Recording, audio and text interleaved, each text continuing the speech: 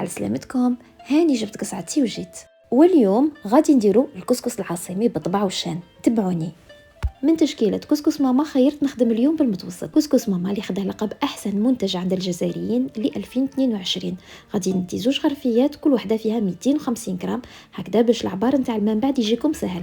نشمخ الطعام ونغرقه في الماء، من بعد نصفيه مليح ونرشه بشوية زيت باش الحبات يقعدوا مزربعين وما يتلاصقوش، ونخليه يتشرب في غرضه. ناس العاصمة يا لالا كل شيء حبوه بالطبع. على هذيك البصر راني نقطع فيه بالخدمي، ما رحيته في الروبو ما ربيته، دمعت حتى شبعت ما جيت نقطعه. نحطه في المرميطه ونزيد عليه طريفات الدجاج، وفي المناسبات لازم يندار باللحم الغنمي. الكسكس العاصمي تبلوه بالملح شويه فلفل كحل والقرفه عود باش المرقه ما تكحلش. شلوا القرفه ما تنساوش، وهنا لازم تقليه تكون بسمن باش المرقه تجي مفحفحه. الله الله، نقليو كل شيء مليح ونزيدوا الحمص المنفخ ونمرقوا بالماء سخون حتى يتغطى الدجاج. نمرقوا برك جاد ما يطيب هو والحمص.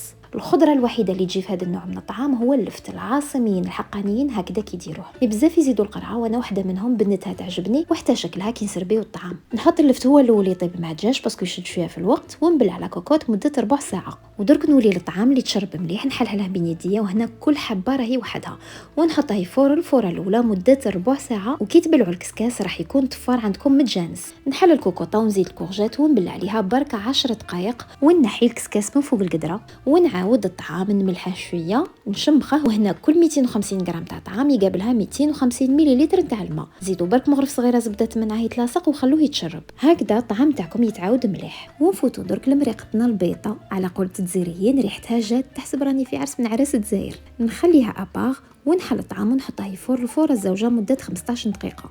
وهنا وكي يتشمخ مليح مع الاول ويتعاود غايه راح يحتاج منكم برك زوج طفيرات ويجي رطب وطري كيما يبغي الخاطر. ندهنه ودرك نحكي لكم على الاتيكيت نتاع تقديم الطعام في العاصمه. اولتها الطعام يقدموه في تبسيع شوات، جايب نحاس وعنده غلاق مقبب يشبه شويه لهذا في لافورم. والجزائريين يستعملوا 4 تباسع شوات، واحد للطعام المدهون المرشوش بالقرفه، واحد للحم، تبسيع شوات للحمص، وواحد اخر للفت والقرعه والمعاريض، كل واحد يسربي في تبسيع. حكيت لكم شويه على العادات والتقاليد اللي قدموا بهم الكسكس العاصمي في الافراح سورتو. انا اليوم سقيت طبسي فاميليال بصح ما كاش عندي طبسي عشوات، درت غير هذا اللي كان عندي في الدار. المهم ريحته راهي تشهي. على بروشين.